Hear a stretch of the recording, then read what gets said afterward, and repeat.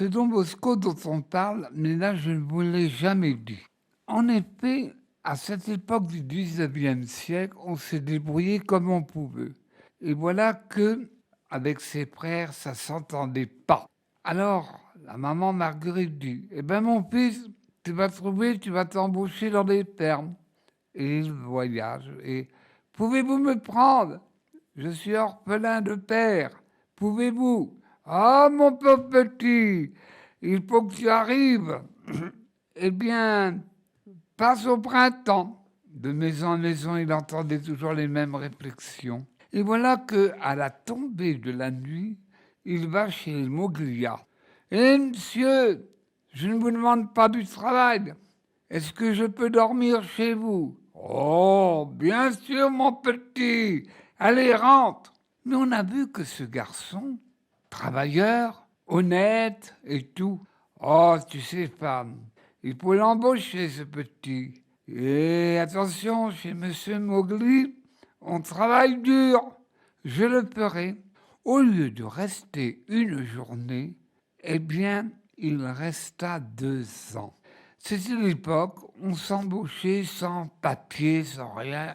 Mais il est vrai que lui, il était courageux comme garçon, bien d'autres. Mais quand il fut grand, prêtre, et qu'il avait plus ou moins fondé une œuvre pour les enfants chômeurs, pour les enfants dont la terre ne pouvait les nourrir. Voilà que se développe le choléra dans toutes les grandes villes, comme à Lyon, à Turin. Oh, et dites donc, Don Bosco, qu'est-ce qui vous arrive? Vous êtes encore battu? Non, on m'a attaqué, mais je m'en suis pouvoir sorti. Mais vous êtes un drôle de bonhomme, vous. Et dites donc, Don Bosco, à Florence, le choléra, et ça va monter vers nous à Turin. Ouais, là, en tant que médecin, eh ben, j'aurai du travail. Et voilà, peu de temps après ce qu'avait dit le médecin, le choléra arriva. Et aussi, on mourait, même les plus portants. Au bout de 4 heures, 5 heures, l'homme était vidé. Et dans son petit orphelinat, il y a les enfants, il faisait toujours un petit mot du soir. Les enfants, je vous demande qui est-ce qui veut venir avec moi pour aller chercher les gens qui sont dans les caves, les greniers, les rues et tout. Moi, Don Bosco, je ne prends que les 20 ans, les 18 ans. Et voilà qu'il commence son œuvre. Il commence son œuvre. Il va dans les rues, au risque d'attraper la contagion. Et cela durera 1 mois, cette épidémie horrible. Ils allaient dans les caves, ils allaient dans les greniers, ils allaient dans les rues sous un abri quelconque. Eh bien, je vais vous dire, aucun de ces 20 gènes furent épargnés. Alors, monsieur le maire de Turin va voir Don Bosco, pourtant il n'était pas copain avec Don Bosco. Ah, Don Bosco, je reconnais que vos jeunes gens ont bien travaillé. Ah, ils ont secouru. Et la population de ma ville, Turin, Torino, ils sont satisfaits. Et dites, Don Bosco, je voudrais vous faire l'honneur, avec mon conseil, de visiter votre maison, cette maison qu'on appelait à l'époque la maison Pinardi. Et voilà que le monsieur le maire, avec tous ses hommes, viennent et disent, monsieur, attention, on est au 19e siècle. Nous allons visiter la chapelle. Oh, ces curés, c'est toujours les mêmes, c'est toujours les mêmes. Et aussi, il y eut beaucoup de déplacements de Don Bosco. Il était renommé. Il a fait des voyages en France et en Espagne. Et la France, il a été jusqu'à Amiens. Il y avait les trains, certes, mais quand même, les voyages étaient inconfortables et tout. Aussi, Don Bosco a eu ce songe, parmi tant d'autres. Il fait part de cette vision. Il dit, le soir, il racontait cette... Et les enfants, les oreilles et la bouche et les yeux ouverts, et voilà ce songe qu'il a eu. Voilà, le pape était sur un grand bateau et il devait atteindre le port. Mais voilà que des ennemis sur des barques lui lançaient, faisaient couler tout. Mais voilà le pape mort. Aussitôt, dans la vision, un autre vint à sa place. Et la tempête y allait, les ennemis allaient de toutes les portes. Et d'un coup, on ne sait pas pourquoi, tous ces bateaux qui l'attaquaient, de grands voiliers, eh bien, ont renoncé. Alors Don Bosco expliqua à sa manière ce que ça voulait dire.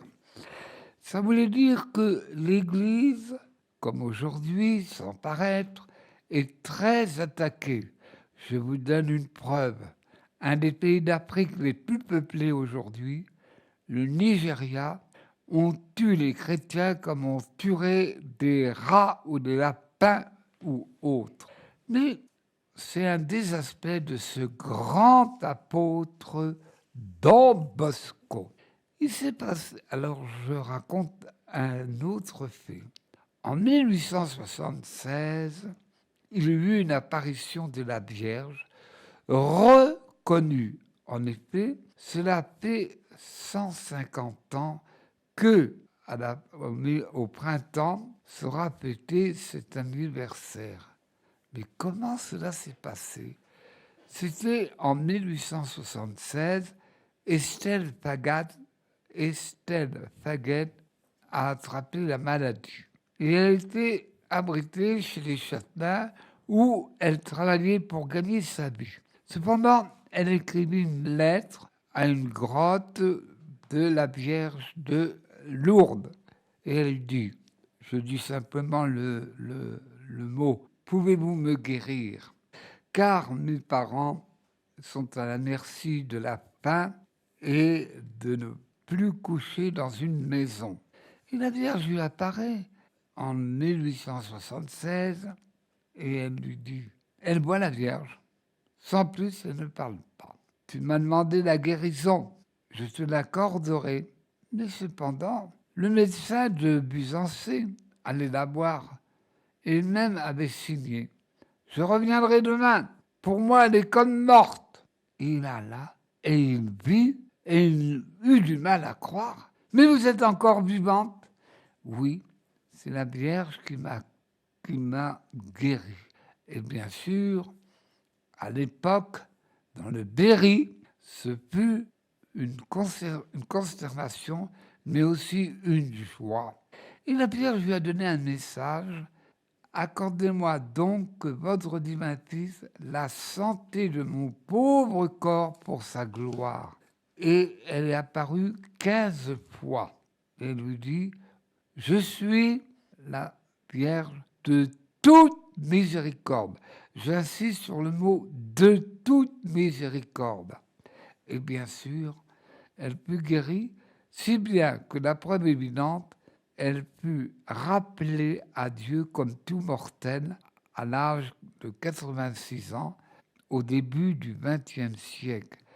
Et aussi un autre écrivain est passé à Pellevoisin, mais ça on le connaît moins, sauf les gens qui ont la littérature, Bernanos. Aussi, dans ces grandes apparitions, il y a eu 1830, la rue du Bac, 1846, la Salette, 1858, Lourdes, Notre-Dame de Pontmain, 1871, et la dernière apparition des grandes apparitions du 19e siècle, Pellevoisin, et bien sûr, elle est toujours honorée. Voilà en gros l'histoire de Estelle Faget. Bon peuple de Dieu, merci de nous avoir écoutés.